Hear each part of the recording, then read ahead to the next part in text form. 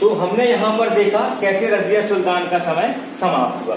उसके बाद गद्दी पर बैठा इल्तुतमिश का बेटा बहराम शाह। अब हम बहराम शाह के समय की केवल दो महत्वपूर्ण चीजें हैं जो हमें परीक्षा की दृष्टि से उपयोगी हैं।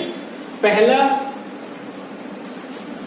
बहराम शाह ने एक नया विभाग बनाया या नया पद बनाया, नायाब ए मुमलियात।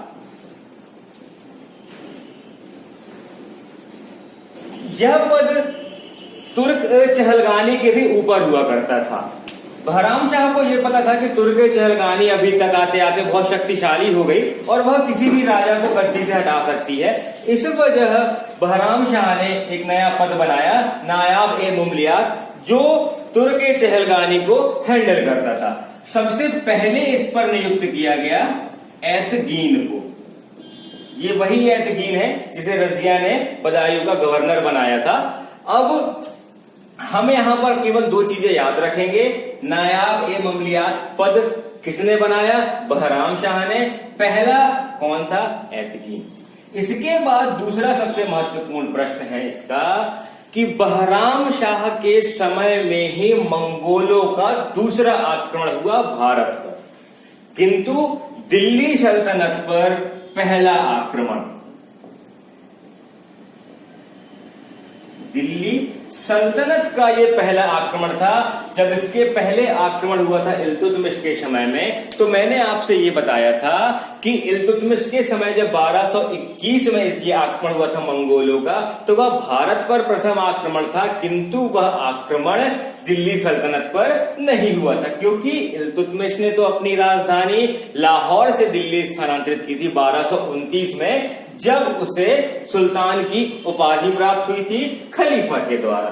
ये दो चीजें ही हमारे बहराम शाह से महत्वपूर्ण है। इसके बाद हमारा परीक्षा की दृष्टि से जो थोड़ा महत्वपूर्ण पद रहेगा वो रहेगा नसरुद्दीन महमूद।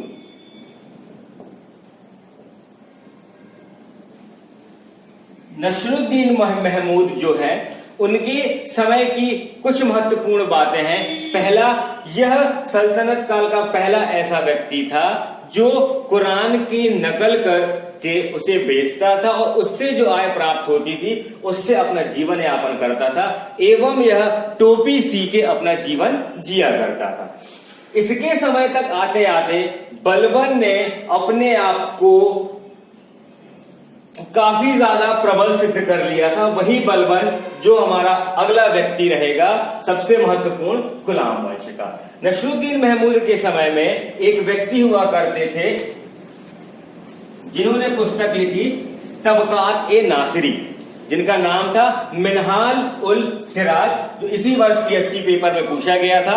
अब ये है हमारा पुस्तक का नाम तबकात ए नासिरी। तो मिनहाज का संरक्षण किसने किया? नसरुद्दीन महमूद ने किया।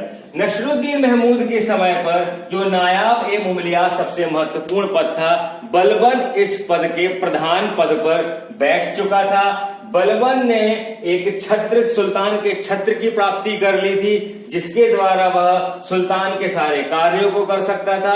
अब बलबन के बारे में हम अलग से एक पृथक वीडियो में देखेंगे, क्योंकि बलबन हमारे लिए महत्वपूर्ण है। बलबन की नीतियां, रक्त और लौह की जो उसकी नीतियां थी, उसको हम अगले वीडियो में देखेंगे। तो आज के इस वीडियो में हमारा मुख्यतः किस पर फोकस था?